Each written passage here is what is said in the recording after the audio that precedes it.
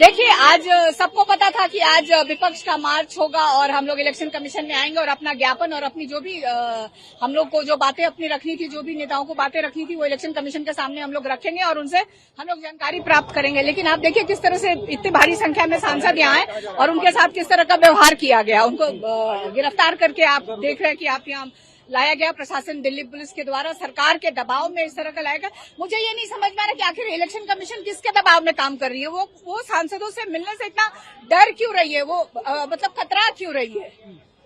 क्योंकि टेलीविजन पे आपने देखा, तरह तरह के न्यूज चैनलों के माध्यम से आपने देखा कि कितनी तरह की खामियां आप जनता ने, देश की जनता ने देखा।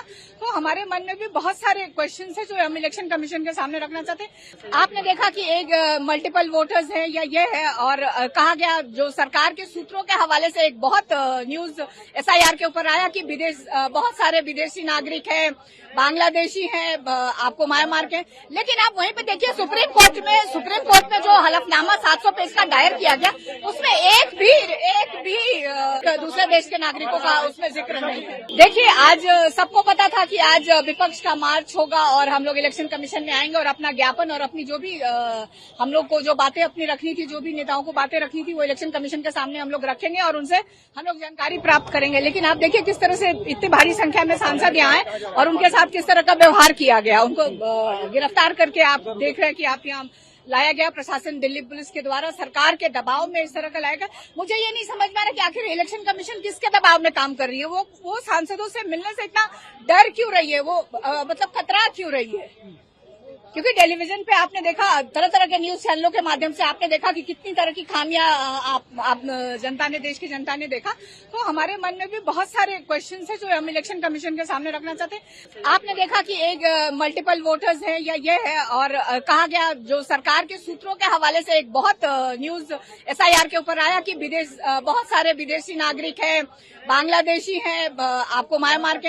लेकिन आप वहीं पे देखिए सुप्रीम कोर्ट में जो हलफनामा 700 पेज का दायर किया गया, उसमें एक भी दूसरे देश के नागरिकों का उसमें जिक्र नहीं है। देखिए, आज सबको पता था कि आज विपक्ष का मार्च होगा और हम लोग इलेक्शन कमीशन में आएंगे और अपना ज्ञापन और अपनी जो भी हम लोग को जो बातें अपनी रखनी थी, जो भी नेताओं को बातें रखनी थी, वो इलेक्शन कमीशन के सामने हम लोग रखेंगे और उनसे हम लोग जानकारी प्राप्त करेंगे। लेकिन आप देखिए किस तरह से इतनी भारी संख्या में सांसद यहाँ आए और उनके साथ किस तरह का व्यवहार किया गया। उनको गिरफ्तार करके आप देख रहे हैं कि आप यहाँ लाया गया प्रशासन, दिल्ली पुलिस के द्वारा सरकार के दबाव में इस तरह का लाया गया। मुझे ये नहीं समझ में आ रहा कि आखिर इलेक्शन कमीशन किसके दबाव में काम कर रही है। वो सांसदों से मिलने से इतना डर क्यों रही है, वो मतलब कतरा क्यों रही है। क्योंकि टेलीविजन पे आपने देखा, तरह तरह के न्यूज चैनलों के माध्यम से आपने देखा कि कितनी तरह की खामियां आप जनता ने, देश की जनता ने देखा।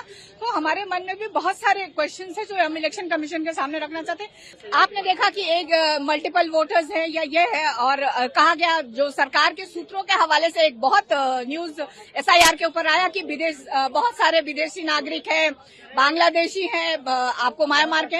लेकिन आप वहीं पे देखिए सुप्रीम कोर्ट में जो हलफनामा 700 पेज का दायर किया गया, उसमें एक भी दूसरे देश के नागरिकों का उसमें जिक्र नहीं है।